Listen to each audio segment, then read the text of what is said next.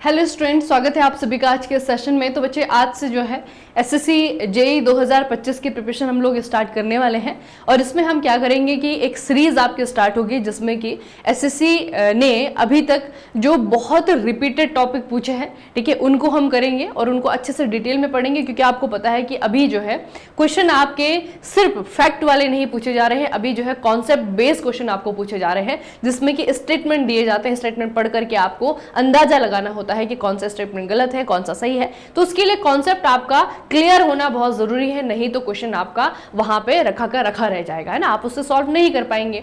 ठीक है, तो चलिए बच्चे, आज का जो आपका कॉन्सेप्ट है या फिर कह सकते हैं कि जो टॉपिक है वो है आपका मिनी कॉन्स्टिट्यूशन, ठीक है, जिसे आपका लघु संविधान भी कहा जाता है। ठीक है, और ये है आपका 42वां संवैधानिक संशोधन। वेरी वेरी इंपॉर्टेंट बच्चे, ठीक है, आप पिछले साल का ही पेपर उठा करके देखिए, हर शिफ्ट में जो है आपको क्वेश्चन जो है से मिल जाएगा। ठीक है, अब इसके बारे में पढ़ने के जो अप्रोच है वो ये है कि पहले तो इसका बेस क्या है, मतलब कि जब ये आपका संविधान संशोधन आया था तो इसके पीछे की क्या रीजन था, उस समय हमारे देश का सिनारियो क्या चल रहा था, क्या क्या जो है घटनाएं वहां पे देश में घटित हो रही थी। एक तो वहां से प्रश्न पूछा जाता है, दूसरा है इसके प्रावधानों से कि जब 42वां संविधान संशोधन आपका आया तो कौन कौन सी चीजों में बदलाव हुआ। क्योंकि बच्चे संशोधन का मतलब क्या होता है, संशोधन का मतलब होता है कि संविधान में जो चीजें पहले से हैं उसको या तो हटा देना, उसमें जो है कोई नई चीज ऐड कर देना, या फिर उसको जो है आपका दोबारा से जो है आपका दूसरे सिरे से ऐड कर देना ना। तो बदलाव भी हो सकता है, कोई चीज जो है आपकी हटानी है वो भी हो सकता है, कोई चीज नई ऐड करनी है वो भी हो सकता है। तो संशोधन में तीनों ही चीजें आती हैं।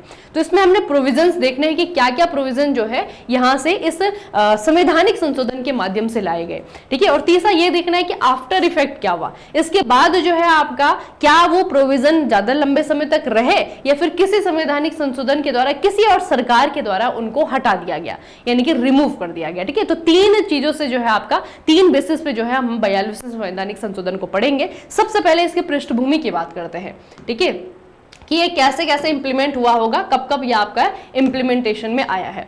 तो देखना बच्चे, सबसे पहले ये जो टाइम पीरियड है 1977 का, 1975 का, 1976 का, ये है आपका देश में आपातकाल का समय।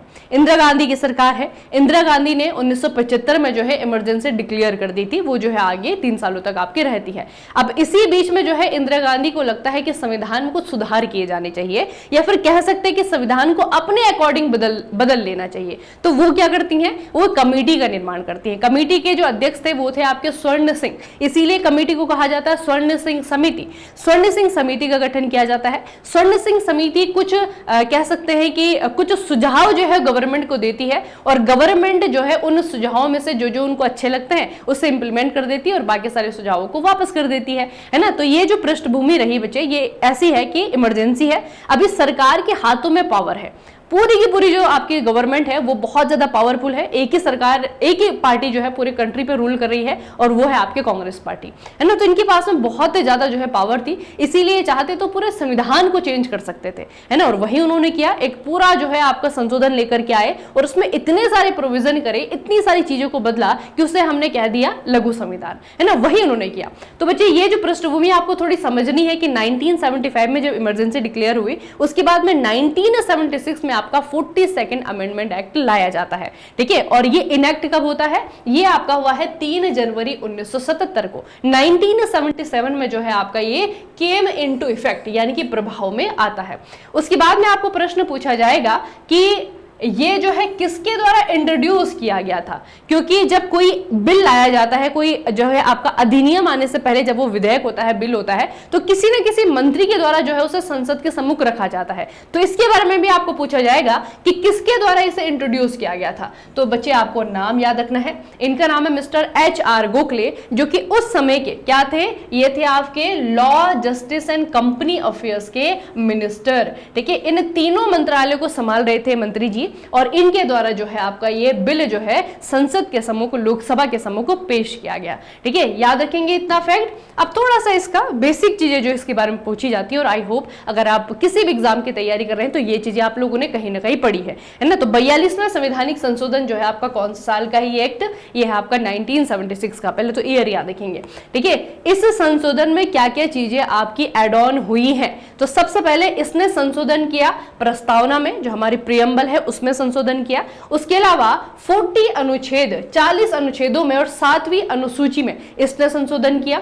उसके अलावा कॉन्स्टिट्यूशन में 14 नए अनुच्छेद जोड़े गए और उसके अलावा 2 नए भाग जोड़े गए, 2 नए पार्ट जोड़े गए, है ना। तो ये चेंजेस जो है इस संशोधन के माध्यम से किया गया। इसीलिए इतने सारे चेंजेस के साथ में जो है मतलब पूरी तरीके से संविधान का जो बेसिक फाइबर होता है ना, वो जो है आधारभूत संरचना जिसे हम कहते हैं, वो बदलने की कोशिश की गई, ठीक है। और इसीलिए इसे कहा जाता है लघु संविधान, ठीक है, क्योंकि बहुत सारे प्रोविजन जो है एक ही समय एक एक्ट के माध्यम से लागू करने की कोशिश की गई, ठीक है। तो ये बच्चे आपको थोड़ा सा याद रखना है कि ये इसमें था। अब हम क्या करेंगे कि जिन जिन चीजों में इसने चेंजेस किए हैं और जो जो चेंजेस इसने किए हैं वो हम पढ़ेंगे, ठीक है। तो सबसे पहले प्रस्तावना में देखते हैं। तो प्रस्तावना में जो आपके चेंज हुए हैं वो है आपका भारत की परिभाषा में कि भारत कैसा राज्य है। तो इस संशोधन से पहले भारत कैसा राज्य था? भारत संप्रभु लोकतांत्रिक गणराज्य था। लेकिन संशोधन के बाद में इसमें कर दिया गया संप्रभु समाजवाद धर्मनिरपेक्ष लोकतांत्रिक गणराज्य, यानी कि आपके समाजवाद शब्द जोड़ा गया, आपका धर्मनिरपेक्ष शब्द जोड़ा गया। उससे पहले ये शब्द नहीं था, ठीक है, याद रखेंगे बच्चे। ये तो दोनों शब्द जो है आपके बाद में जोड़े गए। उसके बाद जो है आपका हमारी प्रस्तावना में दूसरा संशोधन किया गया। दूसरा संशोधन क्या है? वो है आपका बंधुत्व की व्याख्या करने में। बंधुत्व यानी कि ब्रदरहुड, फ्रेटर्निटी जिसे हम कहते हैं। इसको बच्चे जब आपका इसको जब पहले प्रस्तावना में लिखा गया था तो वहां पे लिखा गया था राष्ट्र की एकता, है ना। बाद में क्या किया गया? राष्ट्र की एकता और अखंडता कर दिया गया। तो ये जो अखंडता शब्द आपका है ये बाद में आया है ना। तो ये जो है आज भी जो आपका संविधान का प्रस्तावना है वहां पे दोनों शब्द आपको देखने को मिलता है। आपको समाजवाद देखने को मिलता है, धर्मनिरपेक्ष देखने को मिलता है और अखंडता मिलता है। जबकि पहले क्या था? 1976 से पहले ना तो अखंडता था, ना तो आपका समाजवाद था और ना ही आपका धर्मनिरपेक्ष था, ठीक है। तो ये क्लियर हो गया, ये आपका बदला नहीं गया, ठीक है। ये आपका आज भी ज्यों का त्यों है, ठीक है। इसे अभी जो है सरकार ने मतलब क्योंकि बच्चे क्या हुआ था, देखिए मैं आपको थोड़ा समझाती हूँ कि 1975 में जब इमरजेंसी डिक्लेयर हुई थी तो सरकार ने ये सारी चीजें जो है अपनी मर्जी से करी, क्योंकि अपोजिशन तो था नहीं, है ना। तो जो अपोजिशन जनता पार्टी थी उन्होंने लोगों को ये प्रॉमिस किया कि अभी की जो सरकार है वो जो सारे के सारे चेंजेस कर रही है, हम जब सत्ता में आएंगे, हमारी जब आप सरकार बनाएंगे तो हम इन सारे के सारे चेंजेस को बर्खास्त कर देंगे, इनको जो है आपका डिमोलिश कर देंगे, है ना। हालांकि वो अपने कहे हुए पे पूरी तरीके से खरे नहीं उतरते हैं, वो बहुत सारी चीजों को जो है आपका उनको रिटेन करना पड़ता है, उनको वो रिमूव नहीं कर पाते। जैसे कि ये वाली चीजें हैं, ये आज भी जो है आज की है ना, आज भी जो हमारे संविधान में आपको देखने को मिलती है, ठीक है। तो उसके बाद में 1977 में 1977 में जो है दोबारा जब चुनाव होते हैं तो जनता सरकार जो है आपकी जीत जाती है और पहली बार भारत में गैर कांग्रेसी सरकार बनती है ना। तो उस सरकार के द्वारा क्या किया गया कि 44वां संवैधानिक संशोधन लाया गया, 43वां संवैधानिक संशोधन लाया गया और उसके पीछे एक ही रीजन था कि जो 42वें संवैधानिक संशोधन में इन्होंने काम करे हैं उनको जो है आपका निरस्त कर देना, है ना। तो वो 100% जो है निरस्त नहीं करते हैं, कुछ चीजों को जो है रिटेन करते हैं जो उनको लगता है कि हाँ ये तो सही था, है ना। लेकिन कुछ चीजें ऐसी थी जो बिल्कुल ही गलत थी, उनको वो आपका खत्म कर देते हैं 44वें संवैधानिक संशोधन के माध्यम से, ठीक है। तो साथ में मैं आपको वो भी बताते चलूंगी कि कौन सी चीज आज है और कौन सी चीज जो है इसके बाद जो सरकार आई उन्होंने उसे खत्म कर दिया, ठीक है। तो इससे पहले आपको याद रखना है कि ये जो है आज भी रिटेन है, आज भी आपकी प्रस्तावना में इस तरीके से जो है आपका देश की परिभाषा को लिखा गया है और इस तरीके से ही जो है बंधुत्व को इस तरीके से डिफाइन किया गया है, राष्ट्र की एकता और अखंडता, ठीक है। उसके बाद में आपके चेंजेस आते हैं डीपीएसपी में, राज्य नीति के निर्देशक सिद्धांत, जिन्हें हम directive principle of state policy English में कहते हैं। तो ये बच्चे आपका जो डीपीएसपी है इनमें क्या क्या चेंज किए गए?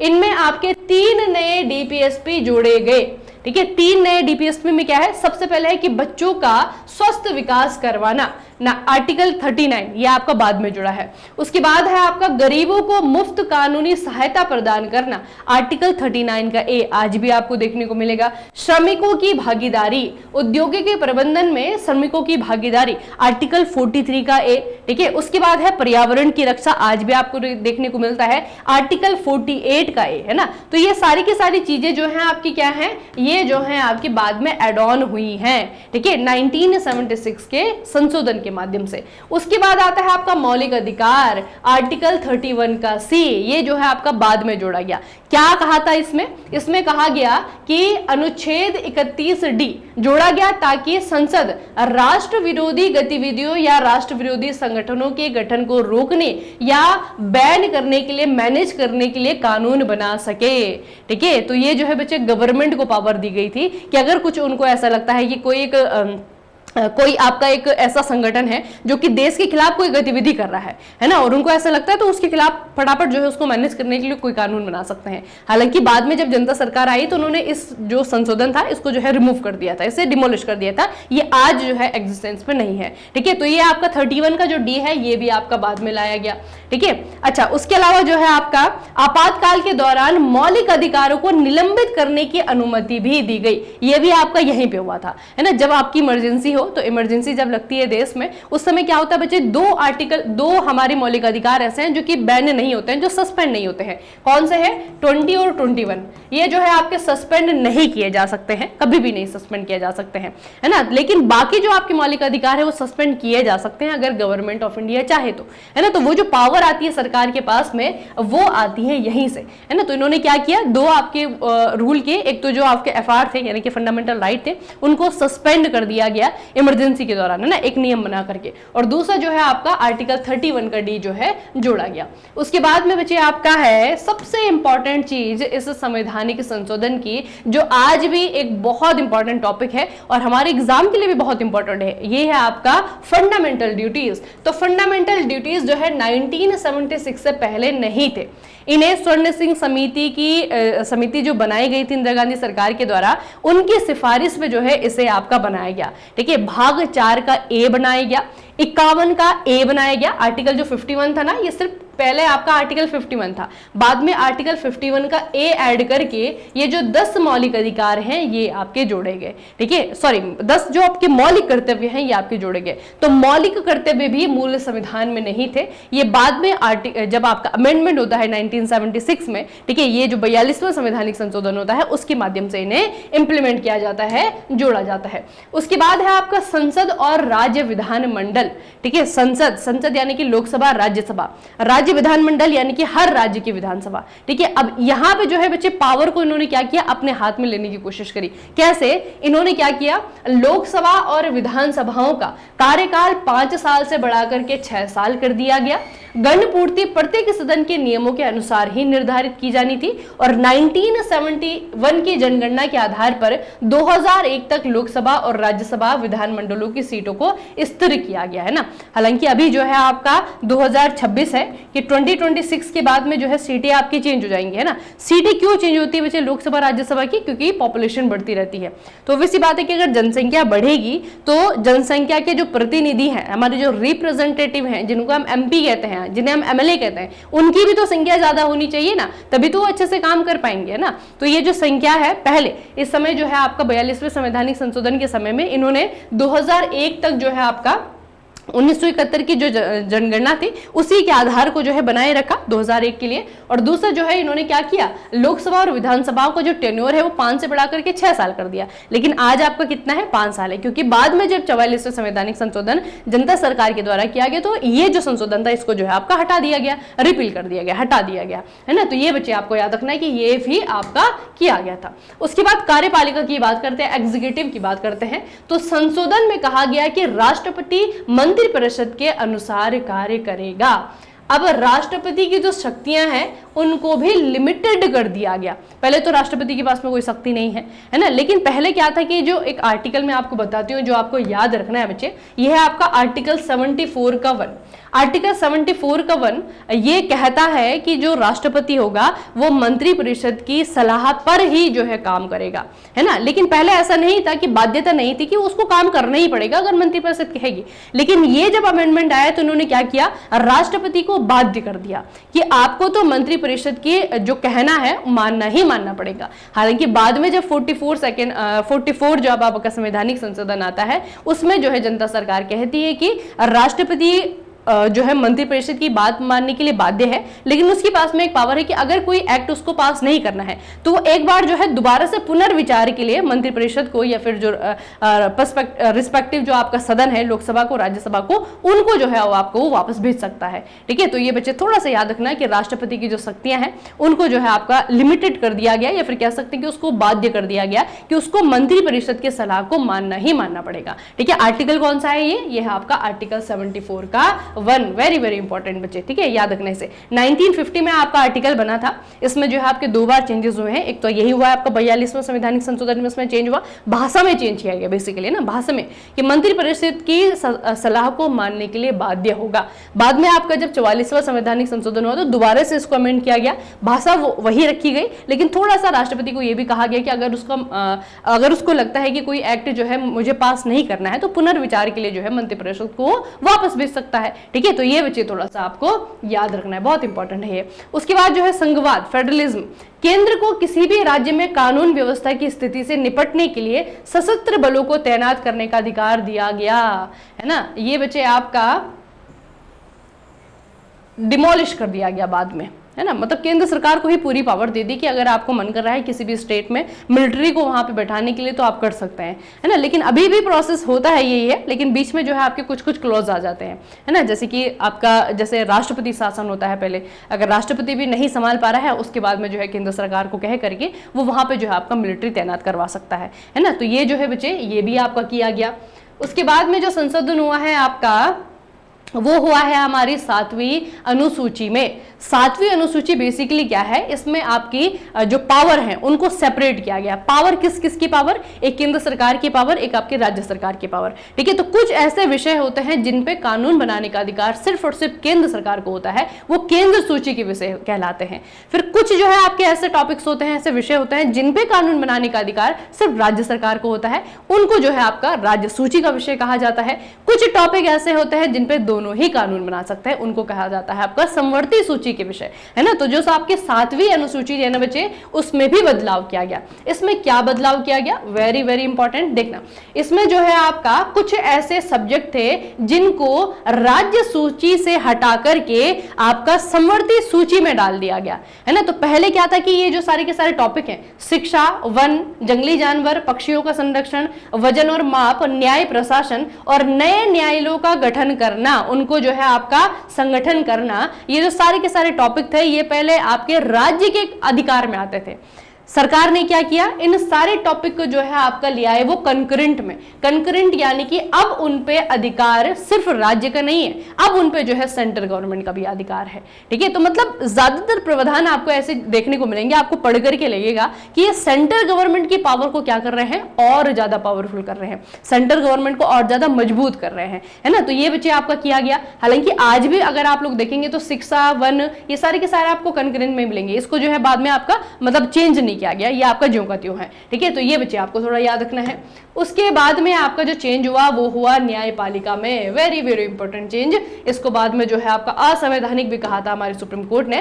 तो ये जो आपका न्यायपालिका है ना बच्चे, इसमें आर्टिकल 226 के ए और आर्टिकल 228 के ए, इसके अंतर्गत एक संशोधन ने उच्च न्यायालयों को केवल राज्य विधान की वैधता पर निर्णय लेने की अनुमति दी, और अनुच्छेद 131 ए को सर्वोच्च न्यायालय को केवल केंद्रीय विधान की वैधता पर विचार करने का अधिकार देने के लिए जोड़ा गया, है ना। मतलब कि जैसे राज्य सरकार कोई कानून बनाती है तो उस पे जो है आपका जो हाई कोर्ट है, उच्च न्यायालय है, मतलब हाई कोर्ट है, वो जो है उस पर डिसीजन ले सकता है, और जो आपकी सर्वोच्च न्यायालय है वो सिर्फ केंद्र सरकार पर नजर रखेगा। जबकि आपको पता है आज अगर हम देखेंगे तो सुप्रीम कोर्ट तो बच्चे सुप्रीम है, उसकी पावर सब जगह चलती है। अगर कोई राज्य सरकार ऐसा कानून बना रहा है जो कि अगर सुप्रीम कोर्ट को लगेगा कि ये असंवैधानिक है, ये गैर कानूनी है, तो बीच में जाएगा और कहेगा कि आप ऐसा कानून नहीं बना सकते हैं, है ना। लेकिन इन्होंने क्या किया कि पावर को लिमिटेड करने की कोशिश करी। हाई कोर्ट को जो है सिर्फ पावर दी गई कि आप सिर्फ जो है राज्य की विधान, यानी कि राज्य के द्वारा जो कानून बनाए गए हैं उनको ही देखेंगे, और सुप्रीम कोर्ट को कहा गया कि आप जो है केंद्र सरकार जो कानून बनाएगी सिर्फ उनको देखेंगे।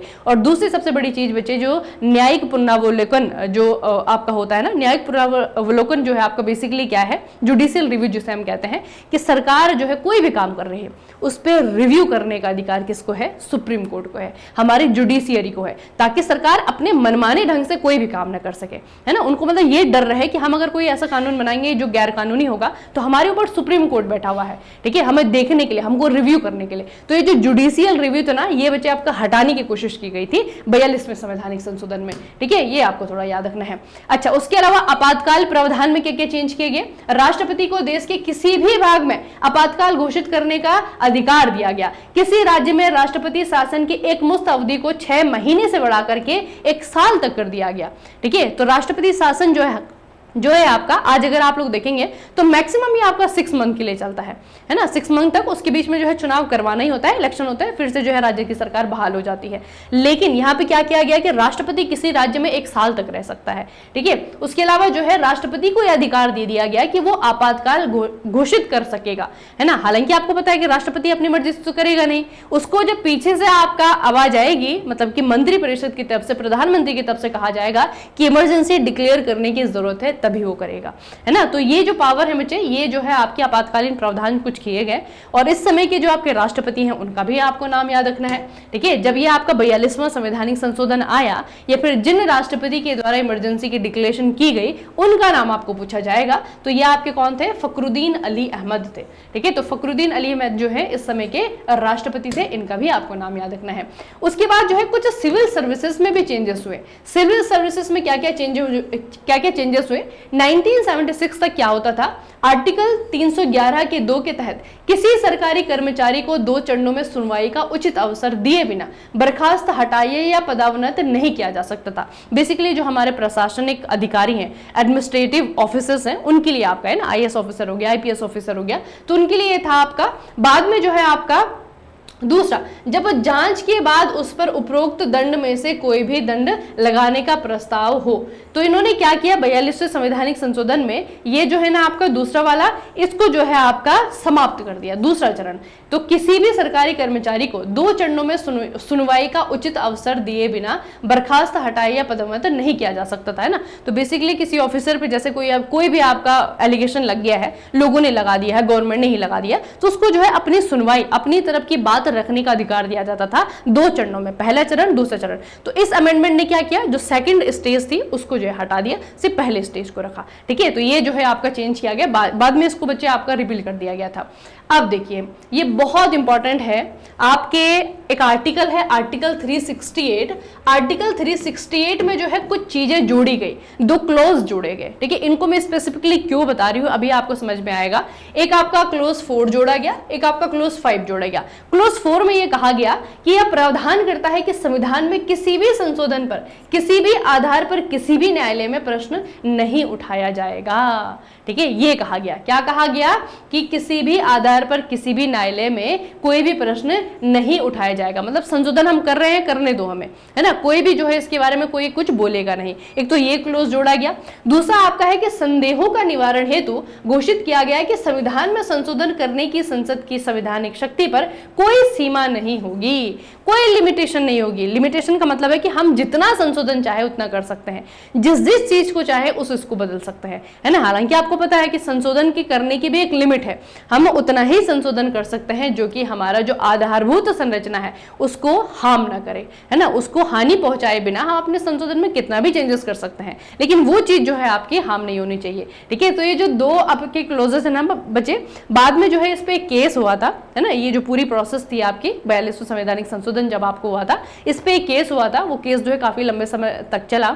फिर उस पे जब केस की सुनवाई हुई, तब सुप्रीम कोर्ट ने कहा कि दोनों की दोनों जो चीजें हैं ना, जो इन्होंने जोड़ी है, क्लॉज 4, क्लॉज 5, ये दोनों ही जो है असंवैधानिक है, ठीक है। तो इन दोनों को इसलिए स्पेसिफिकली मैंने आपको बताया, ठीक है। बाद में क्या होता है, 31 जुलाई 1980 को एक केस का नाम याद रखना, ये है आपका मिनर्वा मिल्स बनाम भारत संघ, ठीक है, केस का नाम है आपका। इस पर सुप्रीम कोर्ट ने अपने फैसले सुनाते समय 42वें संवैधानिक संशोधन के द्वारा जोड़े गए आर्टिकल 368 के 2 खंड 4 और 5 इनको असंवैधानिक घोषित किया, ठीक है। और ये असंवैधानिक घोषित होने के पीछे रीजन क्या था? जो किसी भी संवैधानिक संशोधन को किसी भी आधार पर किसी भी न्यायालय में प्रश्नगत किए जाने से रोकते थे और क्रमशः व्यक्तियों के मौलिक अधिकारों पर राज्य नीति निर्देशक सिद्धांत को वरीयता देते थे, है ना। मतलब कि व्यक्ति जो है, पर्सन जो है, जो इंडियन है, उसका जो मौलिक अधिकार है वो नीचे है और जो डीपीएसपी है वो आपका ऊपर है ना। तो इस तरीके से जो है इन्होंने ये किए थे, क्लोज 4 क्लोज 5, उन दोनों को जो है आपका असंवैधानिक घोषित किया गया 1980 में। इन दोनों को बच्चे याद रखना आप, ठीक है। तो हमने क्या देखा कि किस किस तरीके से जो है 42वां संवैधानिक संशोधन आया, क्या क्या चीजें उसने जो है प्रोविजन उसके क्या थे, और उसके बाद में जो है आफ्टर इफेक्ट क्या रहा, है ना। मतलब जो 1977 में सरकार आई, फिर उन्होंने बहुत सी चीजों को जो है आगे जारी रखा, रिटेन किया, जो मैंने आपको बताई, जो आज भी है, ठीक है। और किसी चीज को जो है उसने क्या किया, उन्होंने जो है बिल्कुल खत्म कर दिया, ठीक है।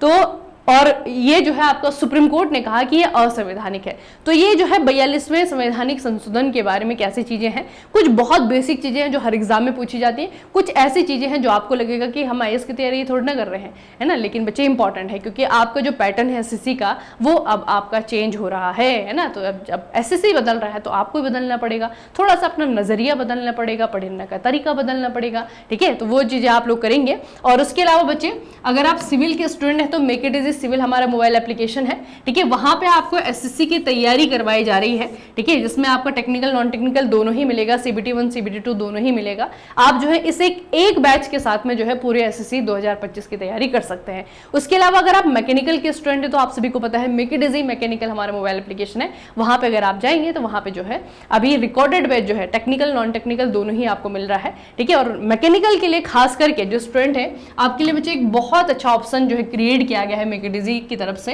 वो है आपका महापैक, है ना। महापैक में जितने भी आपके कोर्सेज होते हैं, जितने भी आपके प्रकार के एग्जाम होते हैं, कोई पीएससी हो गया, कोई आपका स्टेट का कोई एग्जाम हो गया, है ना, एसएससी हो गया, आरआरबी हो गया, इन सारे ही एग्जाम की प्रिपरेशन जो है इस एक कोर्स के अंदर जो है आपको मिल जाएगी, है ना। और आमतौर पर बच्चे करते भी ऐसा है कि बहुत सारे एक ही साथ उद्देश्य लेकर के चलते हैं, एम लेकर के चलते हैं कि कहीं ना कहीं तो होना ही चाहिए ना। तो अगर आप ये चीजें देख रहे हैं, ठीक है, अगर आप भी मतलब एक से ज़्यादा एग्जाम की प्रिपरेशन कर रहे हैं तो ये बहुत ज़्यादा बच्चे आपका सुटेबल ऑप्शन होगा। बहुत सारे कोर्सेज जो है अगर आप अलग अलग परचेस करेंगे तो वैसी बात है पैसा बहुत ज़्यादा लगेगा, तो एक ही जगह जो है आपको हर समस्या का समाधान के रूप में महापैक दिया जा रहा है, ठीक है। उसके लिए आप कर सकते हैं। दोनों के लिए मोबाइल एप्लीकेशन अलग है, मेक इट इजी सिविल अलग है, मेक इट इजी मैकेनिकल अलग है, ठीक है। सिविल के लिए आपका अलग है, मैकेनिकल वाले स्टूडेंट के लिए अलग है, ठीक है।